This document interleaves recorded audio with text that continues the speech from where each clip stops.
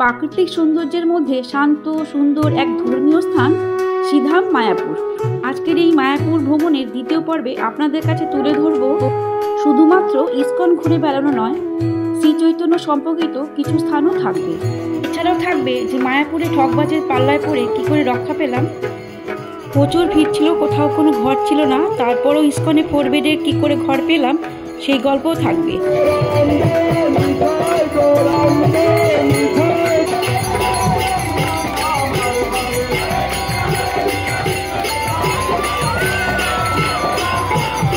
ভক্তরা সবাই হরিনাম করছে, আনন্দ করছে, আমরাও হরিনাম করলাম, ওনাদের সঙ্গে মেতে গেলাম।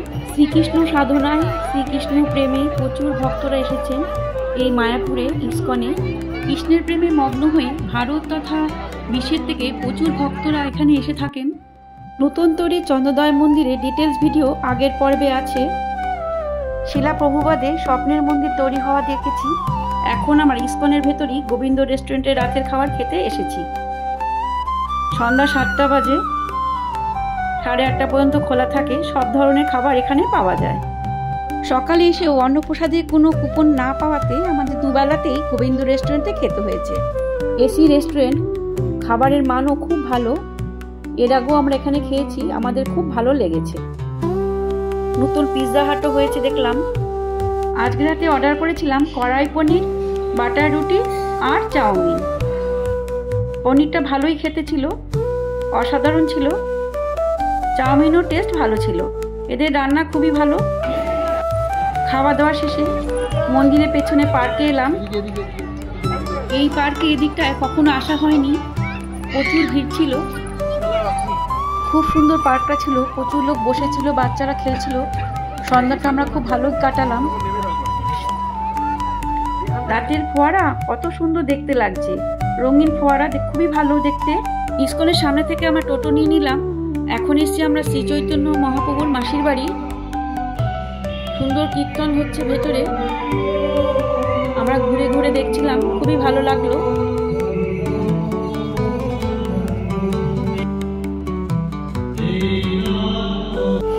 মূল মন্দিরে ফটো তোলা নিষেধ আছে। এখন 7:30টারও বেশি বাজে, মন্দির বন্ধ হয়ে যাবে। এখন আমরা নাট মন্দিরে এসেছি, এখানে কীর্তন হচ্ছে এবং দেওয়ালের উপরে সুন্দর শ্রী চৈতন্য মহাপ্রভুর বিভিন্ন লীলা এখানে দেখানো আছে, অসাধারণ লাগছে। মায়াপুরে বিভিন্ন মঠ এবং মন্দির আছে, এগুলো দর্শন করতে দিনের বেলায় আসলে ভালো হয়। এখন মন্দির বন্ধের মুখে। মাসির বাড়ি, এখন এসছি আমরা শ্রী চৈতন্য জন্মভূমিতে। মূল মন্দির বন্ধ হয়ে গেছে, ভেতরে হরি নাম কীর্তন হচ্ছে। আমরা মন্দির ঘুরে দেখলাম। ইস্কন মন্দির থেকে 10 মিনিটের পথ। ইস্কনের ভেতরে ভালো চা পাওয়া যায় না, তাই আমরা বাইরে চা খেয়ে মন্দিরে প্রবেশ করলাম। ভেতরে ঢুকতেই ডান দিকে কুটিরে দিনরাত হরিনাম সংকীর্তন হয়। সর্ববৃহৎ কৃষ্ণ মন্দির তৈরি হচ্ছে এই বাংলার বুকে, সত্যি খুব ভালো লাগছে। পরপর 4 দিন ছুটি থাকার জন্য প্রচুর ভিড় হয়েছিল। বুকিং করে না আসার জন্য ঘর পাইনি। গীতা ভবন কোথাও কোনো ঘর নেই।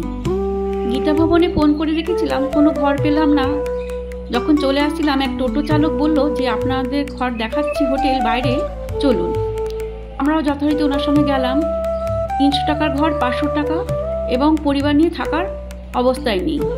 এরপরে আরেকটি হোটেলে নিয়ে গেল, সেখানে 1000 টাকা ঘর এবং খুবই বাজে। হোটেলের ম্যানেজার বলল এই দাম হবে, আজকে প্রচুর ভিড়, এছাড়াও টোটোওয়ালাকে কমিশন দিতে হবে।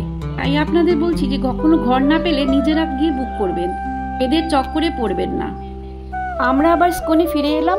এক প্রভুজির সঙ্গে দেখা, উনি বললেন নামহট্ট ভবন বা চৈতন্য ভবনে ঘর দেখতে পারেন। এই যে গদা ভবন, এখান থেকেই সব রুম বুকিং করতে হয় এবং অন্নপ্রসাদের কুপন পাওয়া যায়। আর অন্নপ্রসাদ দুপুরে এখানেই খাওয়ানো হয়। এর পাশে ওই দিকেই চৈতন্য ভবন। চলুন দেখি এই চৈতন্য ভবন। এখন আমরা ভেতরে প্রবেশ করছি, আমার সাথে আপনারাও দেখে নিন। দিকটা তুলনামূলকভাবে একটু ভিড়টা কম, শান্ত নিরিবিলি রিসেপশন এরিয়া। আমরা এসে জিজ্ঞেস করাতে বললো একটি রুম আছে 4 বেডে, কিন্তু শেয়ার বাথরুম। এর আগে শেয়ার বাথরুমে থাকিনি, কিন্তু বাথরুমটা পরিষ্কার ছিল। আমি আগে বাথরুমটা দেখে নিলাম, তারপরে রুমটা বুক করলাম। ভগবানকে অশেষ ধন্যবাদ দিয়ে প্রণাম জানিয়ে ঘরটা আমরা নিয়ে নিলাম। আমাদের স্কুলের ভিতরে থাকার ইচ্ছা ছিল, তাহলে বারবার মন্দিরে যেতে পারবো, সন্ধ্যারতি দেখতে পাবো। সবই ভগবানের ইচ্ছে। অবশেষে ঘর পাওয়া গেল। এই যে 4 বেড এইভাবে আছে, চাদর পরিষ্কার ছিল আর ঘরটা ঠান্ডা ছিল, যেহেতু ভেতরের দিকে ঘর। ওপরে 2টো ফ্যান, একদিন থাকার জন্য যথেষ্ট। আর এপাশে জানলা, ওপাশে পরপর ঘর আছে। সব ঘরে নিজস্ব বালতি, মগ, ডাস্টবিন আছে এবং ফোন চার্জারের ব্যবস্থা আছে। ঠান্ডা জলের কুলার আর কমন বারান্দা। এই যে সামনে রোড, এপাশে আরেকটু জায়গা ছিল খোলা, সেখান থেকে রোড দেখা যায়। এর বাঁদিকে গেলে নতুন গোবিন্দ রেস্টুরেন্ট আর গীতা ভবন।